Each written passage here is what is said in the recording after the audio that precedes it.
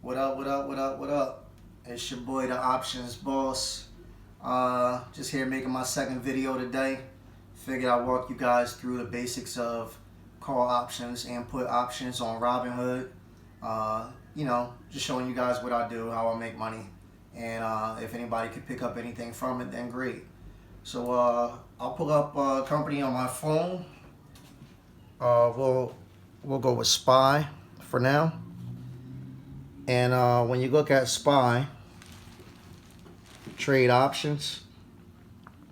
So first you have calls and puts. So if you think the company is going to go up, you will buy what is referred to as a call. The call means that you expect the company to go above the price that it is currently. So right now, SPY is trading at 307.30 here after hours. If I thought that SPY was going to move up to, let's say, 309, then I will look for a 309 call. Now right here you see that 307.30. So if I were to buy, let's say, a 306 call, that will be considered an in the money contract. The reason why it's called in the money is because the share price is already above that price needed. If I was to buy one above, let's say 309, that would be considered an out the money contract. The further out the money you get, the more risky the contract is. But in some instances, I do recommend out the money contracts if you think that the contract you're buying, the stock that you're buying is really going to move. So with that being said, the 309 call that we talked about, we see it's at $2.73. Now, each contract you buy is worth 100 shares. So with that being the case, you'll basically see this number 273 times 100. And that'll give you the price total for if you were to buy this contract. That contract will cost me $273. If you felt strongly about it, you could buy multiple contracts, and whatever amount of contracts you buy, it'll be, that number times 273. And that'll give you your total cost that you would spend for this option. So hypothetically, if I were to buy this option, it's after hours, so it won't go through. I would just swipe up, and that trade would be waiting for tomorrow morning to see if it'll be filled at that price. And that's pretty much how you buy a call, and that's why you buy a call. Now, on the flip side, let's say I were thinking that SPY is going to go down tomorrow. So at that point, I would click on a put. So if you think a company is going to go down, you buy a put. And there's a sell call and there's a sell put, but I'll make another video for that at another time and touch on that. But essentially what will happen is with the buy put, you'll do the exact opposite of what you were doing with the call. So right now, SPY is at 307.35 after hour.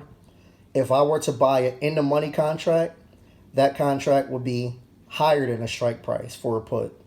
So let's say, again, the 309 put, that would be worth $4.46, which as we know is times 100, that would be $4.46. That would be considered an in the money contract. If I were to buy an out the money contract, you scroll down, let's say I think SPY is going to hit 304 tomorrow. Then I will buy this contract for $2.43, the 304 put. Now this contract expires June 30th. That's important because you want to make sure that the strike price that you're aiming for, you have enough time to reach that price if you're buying out the money. So what happens is you have to consider how much you think that particular stock is going to move, the validity to that stock. If you were looking and you see it's 243 for the put, 304 on June 30th, if you were to go further away, let's say we went to June 6th, that same exact put is now going to cost more money because you have more time to hit that price. So that's how it goes pretty much. My Robinhood is loading up very slow, but when it goes up, there it is. You'll see the 304 put, and you'll see this one is $4.25. I think the last one for the 30th was 2 something. So the more time you give yourself, the more expensive the option will cost, whether it's a call or a put. And sometimes that's a good thing to do. Short-term calls or puts are very risky, high risk, high reward game. I wouldn't necessarily recommend that. unless it's something that you guys feel very strongly about.